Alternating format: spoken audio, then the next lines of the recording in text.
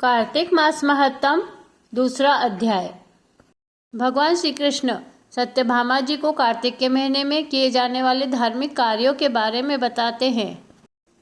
जो मनुष्य कार्तिक में स्नान करते हैं, सुबह उठकर जल्दी तारे की छांव में स्नान करते हैं, जागरण करते हैं और रोज दीपदान करते हैं तथा तुलसी माता के वृक्ष की रक्षा करते हैं, तुलसी की पूजा करते हैं, तुलसी के पौधे लगाते हैं और दीपदान करते हैं, वह साक्षात विष्णु भगवान के तुल्य हैं। और जो कार्तिक मास में मंदिर में झाड़ू लगाते हैं और स्वस्तिक बनाते हैं और विष्णु भगवान की बहुत नियम धर्म से पूजा करते हैं, वे जीवन से मुक्त होकर सीधे वैकुंठ धाम को जाते हैं। भगवान श्री कृष्ण ने कहा, हे देवी, गुणवती अपने पिता व पति को राक्षस के द्वारा मारे जाने का समाचार सुनकर बहुत विलाप करने लगी और रो रो कर बोलने लगी कि हे भगवान, हे पिता, मुझको त्याग कर तुम कहाँ चले गए हो? अब मैं अकेली रह गई हूँ। तुम्हारे बिना अब मैं क्या करूँ? अब मेरे भोजन और वस्त्र आदि की व्यवस्था कौन करेगा? घर में स्नेह पूर्वक मेरा पालन पोषण कौन करेगा? मैं कुछ नहीं करती। मुझ विधवा की रक्षा कौन करेगा? और मैं कहाँ जाऊँ, कहाँ रहूँ? मेरा अब कोई ठिकाना नहीं है।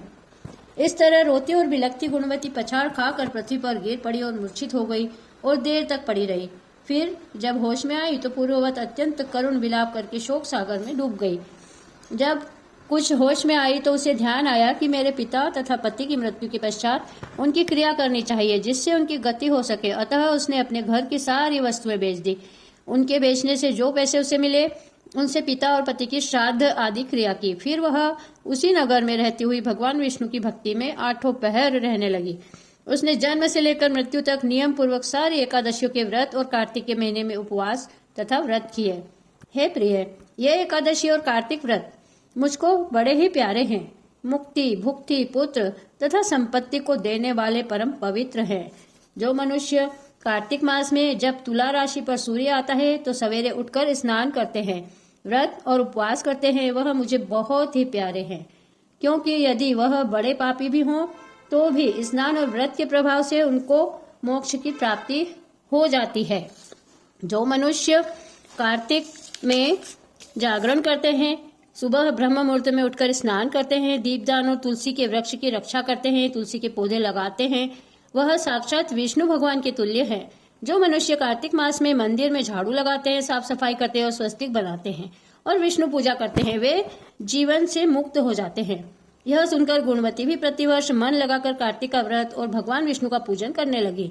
हे प्रिय, एक बार वह ज्वरग्रस्त थी और दुबली हो गई थी, फिर भी किसी न किसी प्रकार गंगा स्नान के लिए चली गई। गंगा तक पहुंची भी, किंतु शीत के मारे वह बुरी तरह से कांप रही थी। वह एकदम शिथिल हो गई और मेरे दूतों के द्वारा मेरे धाम में आई। उसके पश्चात ब्रह्मा आदि देवताओं की प्रार्थना पर जब मैंने कृष्ण का अवतार लिया तो उस समय मेरे गण भी मेरे साथ आए। वह सब इस पृथ्वी पर यादव बने। तुम्हारे पिता जो कि पूर्व जन्म में देव शर्मा थे, इस समय स्वाजित हैं। पूर्व जन्म में चंद्र शर्मा जो तुम्हारा पति था वह आकू है। और हे भामिनी, तुम ही वह गुणवती हो। यह कार्तिक व्रत का ही प्रताप है जिससे कि तुम मेरी अर्धांगिनी बनी हो। पूर्व जन्म में तुमने मेरे मंदिर के द्वारे पर तुलसी का पौधा लगाया था। वह इस समय तेरे महल के आंगन में कल्प वृक्ष के रूप में खड़ा है। तुमने जो उस जन्म में दीपदान किया था उसके कारण तुम्हारी देह बहुत सुंदर है। तुम्हारे शरीर में शोभा है और घर में साक्षात लक्ष्मी निवास करती है। तुमने चूंकि पूर्व जन्म में अपने समस्त व्रतों का फल पति स्वरूप विष्णु के अर्पण कर दिया था, उसी के प्रभाव से तुम इस समय मेरी प्रिय भामिनी हुई हो। पूर्व जन्म में आजीवन तुमने जो नियम से कार्तिक मास का व्रत किया था उसका यह प्रभाव है कि मेरा और तुम्हारा कभी वियोग नहीं होगा। इस प्रकार जो कोई कार्तिक मास में व्रत आदि करते हैं वह मुझे तुम्हारे ही समान प्रियारे हैं। वह लोग जो कि दूसरे जन्म जप तप यज्ञ दान आदि करते हैं, कार्तिक मास में किए गए व्रत के समान उनका फल बहुत थोड़ा होता है। यानी कि कार्तिक मास के व्रतों का 16वां भाग भी नहीं है। इस तरह से सत्यभामा भगवान श्री कृष्ण चंद्र जी महाराज से अपने पूर्व जन्म के पुण्य का प्रभाव सुनकर अति प्रसन्न हुई। मास महात्म के दूसरे अध्याय की कथा यहीं समाप्त होती है। आपको अगर वीडियो पसंद आया है तो मेरे चैनल को जल्दी से सब्सक्राइब कर लीजिए, बेल आइकन को प्रेस कर दीजिए और इस वीडियो को अधिक से अधिक शेयर कीजिए जिससे सभी धार्मिक बंधु इस कथा को सुनकर लाभ उठा सके। जय श्री कृष्णा। कार्तिक मास महात्म की कथा का एक अध्याय रोज़ सुनिए और कृपया मेरे चैनल को जल्दी से सब्सक्राइब कर लीजिए। जय श्री कृष्ण।